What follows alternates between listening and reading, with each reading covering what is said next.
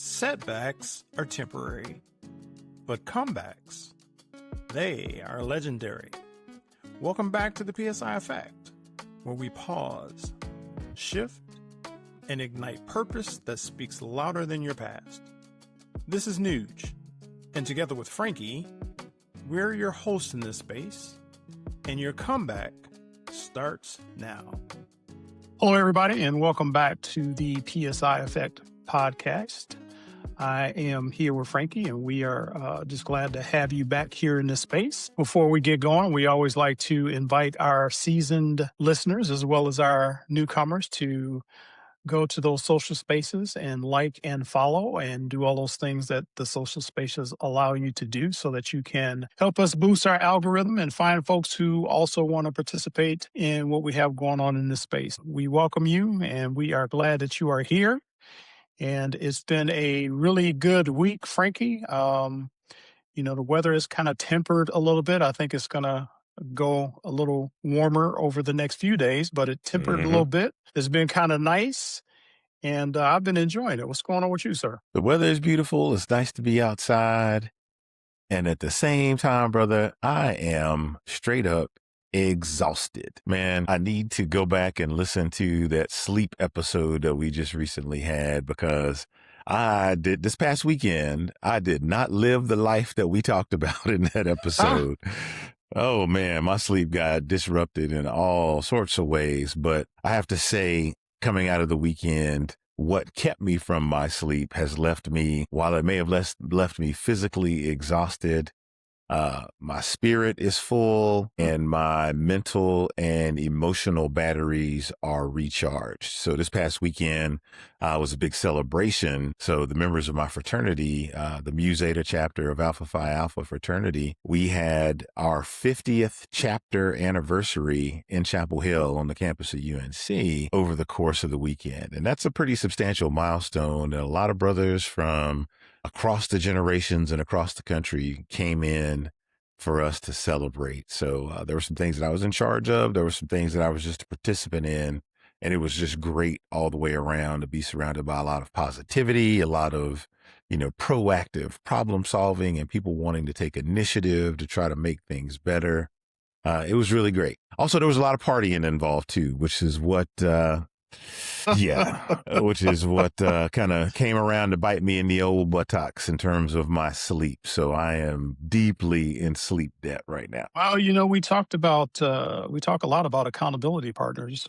That's a different kind of accountability, I think, what you just described on the latter half of your explanation. However, Indeed, that's very good. Good that you had that opportunity to reset, if you will, with some folks that you know and care about. For sure, man. And one thing, let's switch it up a little bit today, because you're always asking me what's up with me and how I'm doing. And I've never had an opportunity to fire that question right back at you, sir. So what was your weekend looking like? What's the week looked like for you besides the great weather? What's going on in your world, Nude? Well, things have been pretty quiet for me, pretty relaxed this last weekend. I did get out and do a little yard work.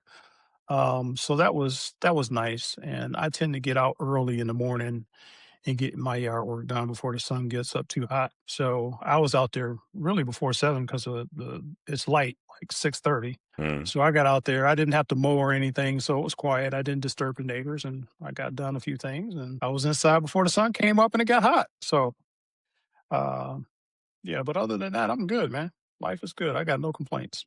All right. Like to hear it. Yeah. So let's get into this conversation, Frankie. Today we're talking about rock bottom, right? And it's a conversation that I know that there's a lot of folks in our audience who may have some thoughts on, could probably share some stories and some experience about. But one of the things that I want to mention about rock bottom is that society sometimes thinks that, or they portray rock bottom as being the end of one story, right? You hit rock bottom and that's it, and there's nowhere else to go. But the real truth behind it is that, rock bottom is not the end. It could be really the foundation of where you go or where you grow, from that point. But I think it's had such a stigma over time that, rock bottom has such a negative connotation that it's just, the end of everything, instead of being just an end of a specific state or a specific time in your life. Society just kind of gives you that scarlet letter, if you will, that, that's the end. Yeah, I mean, it seems to equate to the notion of, put it in my video game terms, game over, man, game over. When you hit rock bottom, but I think we've just been normalized to see it that way. I mean, we see it in popular culture. When we started ideating about this particular episode, I immediately went to the notion of, hear me out now, professional wrestling. Ah. Back when I was still watching wrestling, yes, I watched wrestling and I enjoyed it for a while in my younger years. The Rock, Dwayne "The Rock" Johnson, was still, he was still a wrestler. He was not a Hollywood actor yet. And he was the man, hitting him with the people's eyebrow and all that other good stuff. But he had this move. His finishing move was called the rock bottom. And anytime he put the rock bottom finishing move on somebody, that was it, and that's immediately where my mind went in terms of how we've been groomed to feel like hitting rock bottom has a certain finality to it that there's no coming back from. Yeah, and when you're falling to the bottom, and I'm just thinking about your remembrance of the Rock and the rock bottom wrestling move. You're falling and you spend a lot of time, you spend a lot of energy trying to grab onto whatever you can grab onto to keep that fall. And it could be things that aren't necessarily good for you, right? It could be toxic people, it could be bad habits, it could be, just old versions of yourself that you just is not really who you are anymore. And I think that just wears you out, right? It just makes you tired. Mm-hmm. And I know you don't realize it when you're going to that, when you're falling and you're heading toward the bottom. But when you get to the bottom, you finally get to the bottom and the falling stops, right? You got nothing left to lose, right? There's nothing left to lose. And I can imagine, I shouldn't say I can imagine because I know how difficult it is when you hit that bottom and how you don't have a feeling like you're going to be able to get up. Yeah, I mean, we're talking about a fall, and if you're falling for a while, let's talk about it in the physical sense. You're building up some velocity. So when you do hit bottom, it could be painful. It could be jarring. It could be, it could make it seem like, oh gosh, this is it. I did just hit game over. I just blew up my whole plan, my whole existence. And at the same time, I can see it like if you jump into the deep end at the swimming pool, like if you jump feet first into the water, and you're in the deep end, you get down, but when your feet finally touch the bottom of the pool, that gives you something to get some traction on, to get a push off of, to start making your way back up, climbing your way back up to the surface. And, keeping with the pool and the water analogy, as you were talking about the fall and how we're reaching and trying to grab things to arrest the fall as we're going, making me think about, lifeguard training, and they tell you a drowning person will drown you too because they're in panic mode, they're flailing, they're trying to grab onto anything and everything to save themselves. And sometimes They're afraid. Right. Yeah. And that's how I envision us during that falling period. And I guess a follow-up question I have for you, Nuge, is, we just, in our conversation just now, we just sort of painted that grasping and trying to stop the fall it sounded like we painted it in a negative light. Should we not try to stop the fall? Should we just try to hit the bottom and bounce back up? Well, I think that there are situations that come up that may stop you from falling. I'm not saying that everybody, when there is a fall, that they actually hit rock bottom. Okay. I think that there are some versions where, you can stop before you hit the bottom, right? There can be some things that turn around in your situation that keep you from actually hitting the bottom.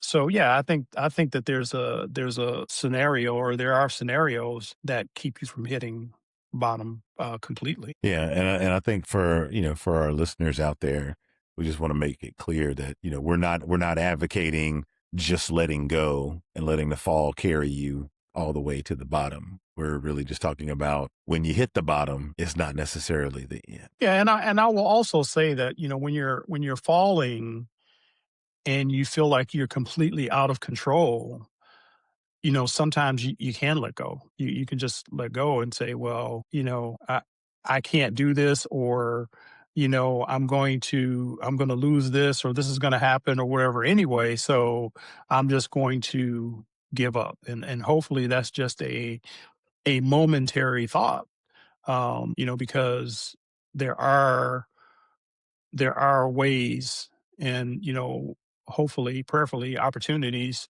to help you from staying in that bottom, what seems like a bottomless area Mm, of your life.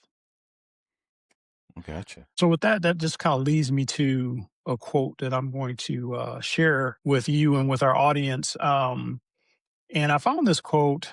It's by this gentleman who was actually a Holocaust survivor. But unfortunately, he didn't survive until after he had already lost his wife, his parents, and his brother. Um, and honestly, he had every reason to feel like, his life was over, that he was at the bottom. But, fortunately for him, he was a survivor, and he went on to do some great things. And his quote is, when we are no longer able to change a situation, we are challenged to change ourselves. And, I like that quote because we've spoken about it in the past, some of our previous episodes, about when situations come up and how we react to them. Mhm. And, changing your situation in his case at that particular time, being a survivor of a Holocaust, I can imagine there were some times when there was just no way that he felt like he could change his situation. But I think that if we're searching for just a sliver of an opportunity, that, if we have hope, then, I think that there's, an opportunity may present itself, and give us just a little bit of a step up to help us, change things around. Yeah, that lines up really, really well with the pause and the shift part of the PSI framework. Because when we're talking about the pause and the shift, one of the key pieces of that part of the framework is introspection, this inward look, this inward reflection. And from that quote, um, having to change ourselves. When we can't change anything else, we work on changing ourselves. We have to, if we want to be effective in the change that we bring about in ourselves, we have to make sure that we're being introspective first to understand who we are, what our situation is, what our current state is. So yes, that introspection to start changing ourselves definitely resonates with me. Do you know the name of the person from that quote? Did I not give his name? His name is Viktor Frankl, Frankl, Viktor Frankl. Frankel. And it's actually, the quote came from a book that he wrote called Man's Search for Meaning back in Mhm. 1946. Um, but it's a quote that has stood the ages. It still has a great deal of meaning today, I believe. Yeah, definitely. Um, so many times as we're going through, I mean, we could even look through the lens of our current state of affairs globally. There seems like there are so many things that are spiraling out of our control. And instinctually, we may just want to be like, well, I can't control that. I'm just going to throw my hands up and, just float, float and see where things go. But to proactively recognize, okay, I may not be able to influence all these things on the outside, but I can influence how I am and work on myself. And then changing myself, I may be able to find a handhold in the outside world that allows me to start making change, start making influence and have an impact. Absolutely. So as we have this conversation, and doing some research before, getting ready for this episode, one of the things that I learned about Frankie was something called post traumatic growth, Hmm. PTG. And we learn a lot, we hear a lot about PTSD, right? But I don't know that I've ever really heard anyone talking about PTG, post traumatic growth.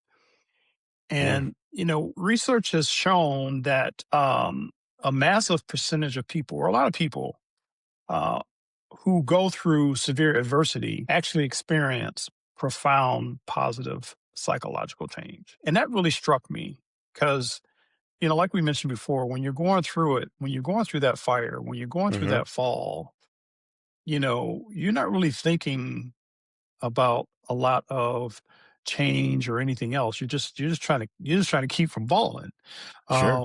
You know, uh, the studies indicated that approximately 53% of people who experience a highly challenging life crisis or trauma report moderate to high levels of post-traumatic growth. That makes sense. And I say it makes sense because I'm thinking about it from a science perspective. You think about the science of how our muscles work, right? We want to, it's almost summertime. I got to get my beach body ready to go. So I need to start lifting some weights and, not eating Oreos and Doritos and, Rita cake and all that other good stuff. So when we exercise our muscles, we want to grow our muscles bigger. The exercise is damaging the muscles. That's what's happening. When we have muscle soreness, it's because we've got micro tears. We've done something, we've exerted ourselves to the point where we've damaged the muscle through exertion. And the muscle starts to heal itself. But when it heals itself, it's healing itself, building more muscle cells, coming back stronger and better. And that's how we build strength and muscle mass. The repeated breakdown and healing or breakdown and repair of that muscle tissue. So thinking about it in terms of emotional trauma or mental trauma, it seems feasible that going through a hardship would cause us to, stretch our mental and emotional well-being in such a way that it's overexerted and has to heal back in a similar fashion to any other muscle that we would use. And as a result, we get growth. Yeah, I could agree with that, and I think too, what happens is when you've hit rock bottom is you once you really wake up, once you come out of that fog, you're down there, you come out of that fog, you look for things. And I'm speaking on this from experience. You look for things to feel good about, or at least I did. And you become um more appreciative of some of the smaller things that are around you. And I think that helps. I think that kind of speaks to what you're talking about, that muscle growth or that muscle memory, is that you remember that you have some things that you can be thankful for, even though you're in this, seemingly disastrous situation that you may be in. Mm. Um, and then I think, from there, I think some of the possibilities come to light. Whether you're talking to people that you know and care about, whether you're reading something that, maybe you hadn't read before, or something that you had read before, and you see some light at the end of the tunnel. It helps you see some light at the end of the tunnel. And then you start to realize that you do have the strength to keep going. That's right. Yeah. I mean, hope is a very powerful, powerful motivator. Being able to find some light to get you moving in the right direction it's mission critical, especially if we hit rock bottom. And I think the thing that I've been visualizing too is the notion of where rock bottom is. Mm. And even for, the same person, the location of rock bottom can vary depending on the situation. It's definitely going to vary from person to person, but for even for me, depending on what the situation is, rock bottom could look very different in those two different situations. But in any case, being at rock bottom, the only place to go is up. Yeah, and I think, you're right. Rock bottom, I think part of it is a perception, Mhm. um, based on your current state and what happens.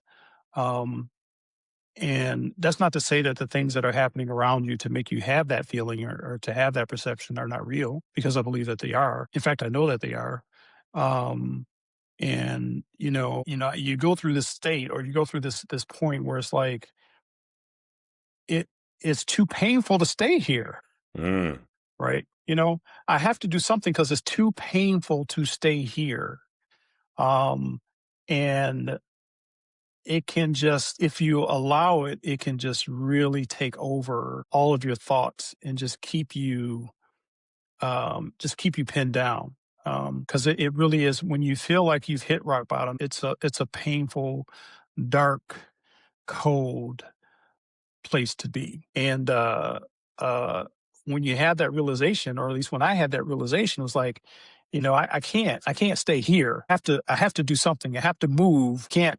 It's like, in the movies, and you see, the good guys and the bad guys, and the good guy's chasing after the bad guy, gets knocked down, his head's bleeding maybe, and he's rolling over. It's like, and he looks up, and he's got to get up, right? He's got to get up, Mm. because whether he's got to be the hero or whatever, right? He's got to get up. And I think the same is true for everybody or anybody who's in a rock bottom situation. At some point, you have to get up. And for me, it was just it was painful, and I knew Mm. that I could not be, I couldn't stay in that state for very long. Discomfort is the master motivator. Mhm. We've talked about that in previous episodes where, we want to change, we got to get uncomfortable, and I think what you said speaks volumes in terms of comparative discomfort. Like when we're at rock bottom, that discomfort is going to be really great. And it's going to overcome whatever inertia that we had that was holding us in place to try to change our situation. So again, I think that's also tied into the growth, because if we want to grow, we want to change, we've got to be uncomfortable. And I don't think anybody, I'm gonna go out on a limb here, I don't think anybody is comfortable at rock bottom. No, I would hope not. And I would hope that folks who uh, are in the audience who feel like they are rock bottom right now, I would hope that they have some folks around them who love and care about them, that are helping them, even if it's just a conversation to help, give you some encouragement and motivation. Maybe, as we've talked about before, about having those accountability partners, maybe there's someone like that Mm. around, that you can tap into.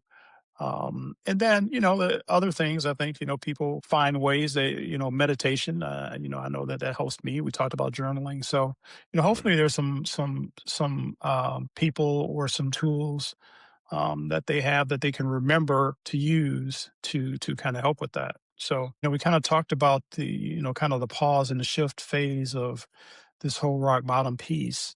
And before we move on, do you want to say anything else about that? Because I want to jump into the whole ignition part to help folks get out of this state. Sure. Just speaking as to the catalyst for change, like when we've reached that state and we've got to start the rise. There's a quote that I came across from Bob Marley.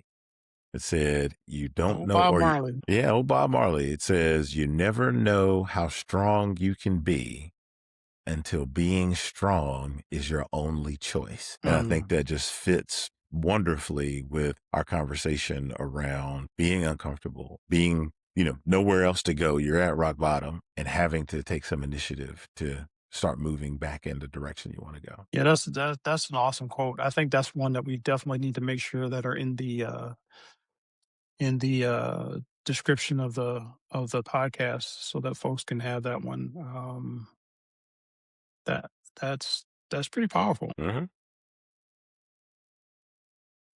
All right. So as we talk about how to get out, we talk about the ignition phase. How do we rebuild? Hmm. Right.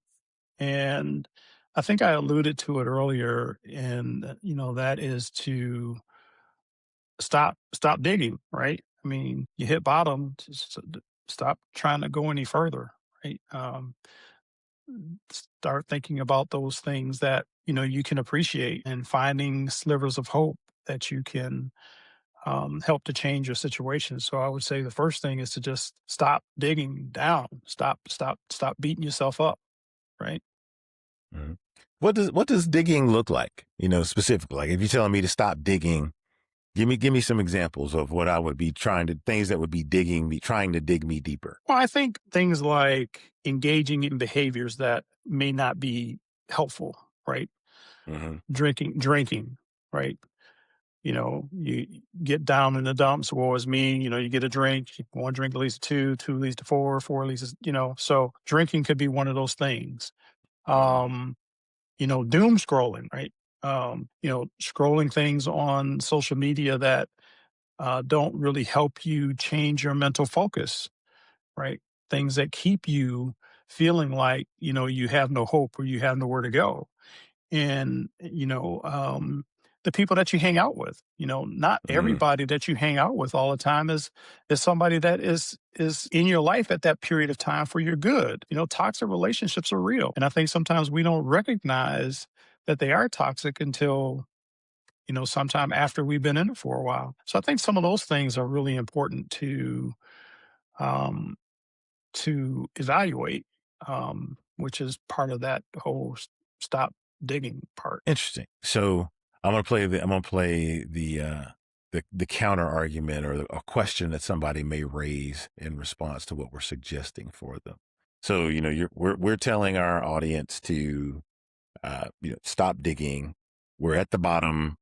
That can't go any lower, but that also means we don't have anything else to lose. So what is the incentive to stop the bad behaviors? If I'm at that point where nothing worse is going to happen to me, if I keep doing these things, I'm at the rock bottom. What's the incentive for me to stop? Well, I think it's that look inward. I think it's at that pause phase when you pause and just evaluate your situation, evaluate your life. We were talking about um, finding things that you can be grateful for or things that you have to be grateful for. I think it starts in those areas to find some hope to keep from digging or to get out of that spot, because there's things in your life, if you take a moment and give it some introspection, that can help you with that.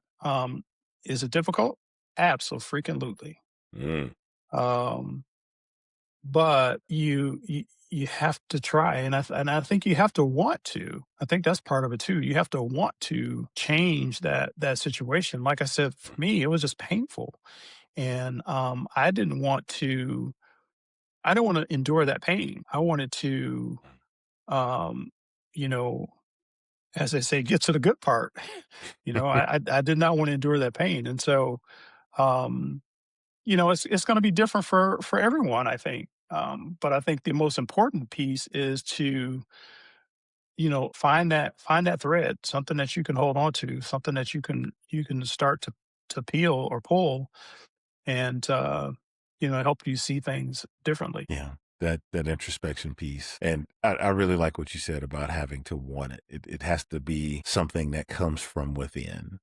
That motive, because you could talk, if I'm at that space, you could talk to me all day, but until I've made the internal decision that I need to change, nothing's going to change. Yeah.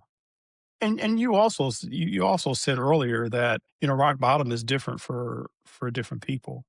I mean, rock Mm, bottom doesn't have to be down, destitute, that type of thing. It doesn't have to be that way, right? I could see where, if you, let's just say, you have been in a position at work for a number of years, and then for whatever reason that position goes away, uh you get fired, whatever, right? mhm. Does that mean that you're completely out of the game? No. But you know, based on where you were, or based on what you were feeling yesterday compared to where you are today, that could feel like rock bottom. Yeah, yeah, you're absolutely right. Absolutely right. So we're trying to get our forward momentum or our upward momentum going again. So we stop digging. What else can we do? I think, that whole introspective piece, right? Take an inventory of what you have left, right? What do you got left? You feel like you have nothing, but take an inventory. What do you have left that you can build upon, right? Who's still with you? That That part. accountability partner, right? Like, go back to our conversation about community. Like, who do you have around you that is supportive of you and your efforts, right? Um, those are the tools that you need to start to rebuild, because you can't. I'm not going to say you can't, but I think it's more difficult if you're trying to do it completely alone. I think it helps to have some type of community around you. And I mean, maybe it's just a dog named Max, right? Max may not talk back at you, but Max can be there for you to give you some type of community comfort, right? So just take an inventory and see what you have left and use those things to help you begin to rebuild, to begin your comeback. Yeah, and I'd like to also add to that that when we're at rock bottom, we probably have some of the clearest vision of our Mm, community of of our community and the people that are around us, because when you're sitting high on the hog, as the old folks would say, or you're balling out, you're doing all this, everything's going great. You got a lot of folks around you, but you find out who your real friends and supporters are when you're down. And right. when we're in that downward state, that's when we can really clearly see who our allies are, who our accountability partners are, and who genuinely loves us and cares about us. Because those are the folks that are going to be there even when we're at our lowest. 100% facts. 100%. And those are the ones, those are the folks who have been and will be around, for a lifetime. And those are few and far in between, I believe. Mm, Absolutely.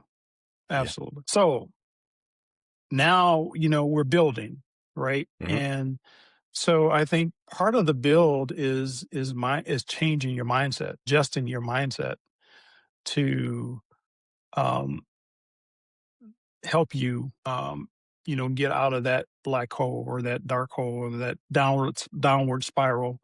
Um Change in attitude, right? Remember our conversation about, get to, right? Versus have to, right? Now you get to start over and you got nowhere else to go but up, right? You can build it however you want, right? You can take out all of the bad stuff, right? You think about like redoing a deck on the back, right? You got to get rid of the rotten wood and bring in some new wood, right? Yeah. So you have the ability to build something better than what you perceived that you had before. You can make this thing fresh and new and beautiful, right? You have that ability, but that shift in mindset, I think, is what's going to help you because back in the day there was a saying that if you always do what you've always done, you always get what you always got, right? Mm, So, a shift in perspective is, I think, part of the key to helping you get there. yeah. The body can't go where the mind has not been. So Mm. if our mind is still stuck in the old ways, our body's going to be stuck right there with it and we're not going to move. So if we want to move to a different space, our mind has to at least visualize and be able to see ourselves in that space. And that's a change in mindset. Like you said, our bodies can't go where our mind has not been. Man, that visualization, I think, is a whole nother conversation Yeah, facts. because that is truly another very powerful aspect of, I think, that mindset shift. So, all right, well, Frankie, give us a recap, man. Where are we at? So, we are going to encounter setbacks in our lives, and the degree to which those setbacks pull us back is going to vary situationally. And there are going to be times when we feel like we've hit the bottom. We're going to feel like we've hit rock bottom. Like we said, rock bottom can vary from person to person. It can vary from experience to experience for an individual. But our main point today is that rock bottom does not necessarily mean game over. With a couple of changes in our mindset, taking inventory, doing some introspection, we're able to really shift and ignite so that rock bottom becomes the foundation for building what the next phase looks like, the launch pad to help us rise on purpose. It doesn't have to be this negative connotation that means the end, story over. It can mean new beginning, choose your own adventure if we have the right mindset. Perfectly put. And I would just add one small thing. Setbacks are real. Rock bottom can be real. Setbacks are real, but comebacks are real. Yes, they are. Comebacks are real. And that's part of why we do what we do here. So, um, you know, just keep that in mind. Setbacks may be real, but the comeback is also real. Indeed. So, if this episode has really hit with you, if you're listening, do us a favor and share it with someone who feels like they may be falling right now, somebody who feels like they are headed to rock bottom, or somebody who feels like they are on rock bottom.